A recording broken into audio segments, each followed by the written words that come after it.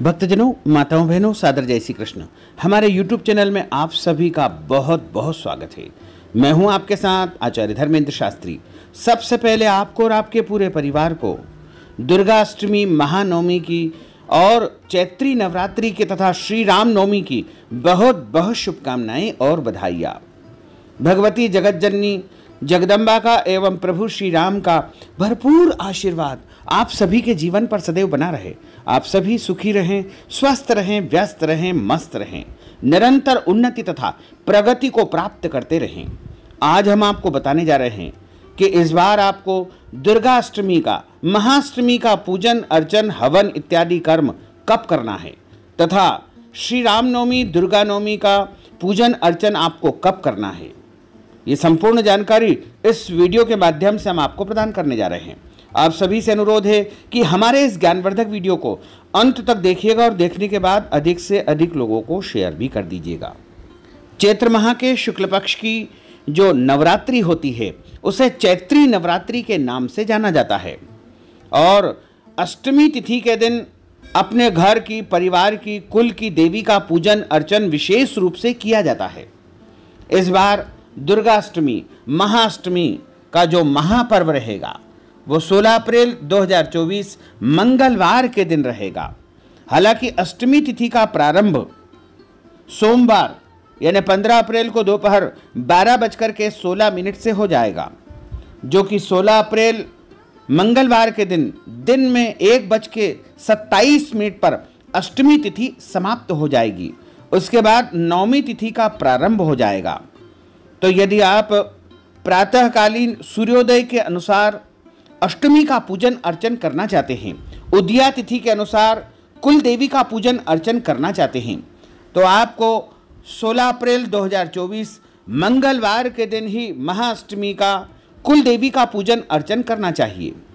और यदि आप रात्रि व्यापिनी महाअष्टमी का पूजन अर्चन करना चाहते हैं तो 15 अप्रैल 2024 सोमवार की शाम को आपको कुल देवी का पूजन अर्चन करना चाहिए। वैसे नियमानुसार यदि देखा जाए तो उदया तिथि में जिस दिन अष्टमी तिथि हो उसी दिन कुल देवी का पूजन अर्चन करना चाहिए। तो उदया तिथि के अनुसार जो महाअष्टमी रहेगी, दुर्गा अष्टमी रहेगी, वो 16 अप्रैल 2024 मंगलवार के दिन ही रहेगी। इसी दिन अष्टमी का व्रत रखना चाहिए, कुल देवी का पूजन अर्चन करना चाहिए।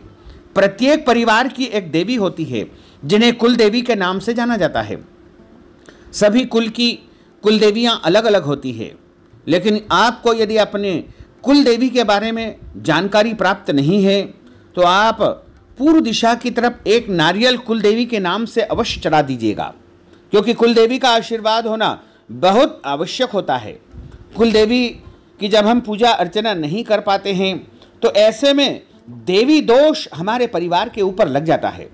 इसलिए प्रत्येक मनुष्य को, चाहे वो किसी भी जाति का हो, पंथ का हो, धर्म का हो, सभी को अपने कुल के देवी का पूजन अर्चन करना चाहिए। यदि नहीं याद है तो आप माँ दुर्गा का स्मरण करते हुए अपने घर के पूर्व भाग में एक नारियल चढ़ा करके, उसको तोड़ करके, फोड़ करके प्रसाद माँ को समर्पित कर दे और पूरे परिवार में, घर में प्रसाद वितरण कर दीजिएगा। इसी प्रकार इस बार श्री राम नवमी का जो महापर्व है, चैत्र माह के शुक्ल पक्ष की नवमी तिथि, जो कि इस बार 17 अप्रैल 2024 बुधवार के दिन ही रहेगी। इसी दिन भगवान श्री राम का प्रागट्योत्सव मनाया जाएगा तथा जवारे का विसर्जन भी इसी दिन किया जाएगा। 17 अप्रैल बुधवार के दिन रामनवमी का महापर्व रहेगा, लेकिन नवमी तिथि का जो प्रारंभ है वो 16 अप्रैल की दिन में 1:27 से हो जाएगा, जो कि 17 अप्रैल को दिन में 3:15 पर नवमी तिथि समाप्त हो जाएगी। नवमी तिथि सदैव मध्याह्न व्यापिनी मानी जाती है, यानी दोपहर के समय जिस दिन नवमी तिथि हो उसी दिन श्री राम नवमी का महापर्व मनाना चाहिए। तो मध्याह्न व्यापिनी जो श्री राम नवमी रहेगी वो 17 अप्रैल 2024 बुधवार के दिन ही रहेगी।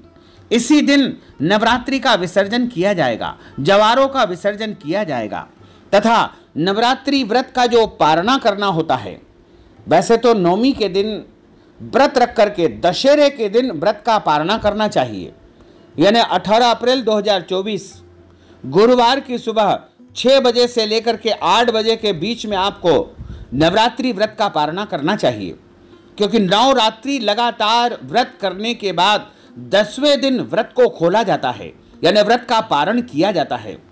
लेकिन यदि आपके यहाँ कुल देवी की पूजा होती है, कुल देवी का अनुष्ठान होता है, तो अष्टमी के दिन यानी 16 तारीख के दिन भी आप कुल देवी का प्रसाद ग्रहण करके नवरात्रि का व्रत खोल सकते हैं या व्रत का पारण कर सकते हैं। और यदि आपके यहाँ महानवमी का पूजन होता हो तो आप उस दिन भी यानी रामनवमी के दिन 17 अप्रैल के दिन भी नवरात्रि व्रत का पारणा कर सकते हैं। पारणा हमेशा आपको जल, तुलसी पत्र या फिर किसी भी ऐसी वस्तु से करना चाहिए। यदि अगले दिन कोई और व्रत हो तो फल या फलाहारी वस्तु से भी आप व्रत का पारणा कर सकते हैं। इसी प्रकार नवरात्रि व्रत का पारणा यदि आप दशहरे के दिन करना चाहते हैं तो आप भोजन से भी नवरात्रि व्रत का पारणा कर सकते हैं। लेकिन ध्यान रखें, नवरात्रि व्रत का जो पारण है वो शुद्ध और पवित्र वस्तु से ही आपको करना चाहिए।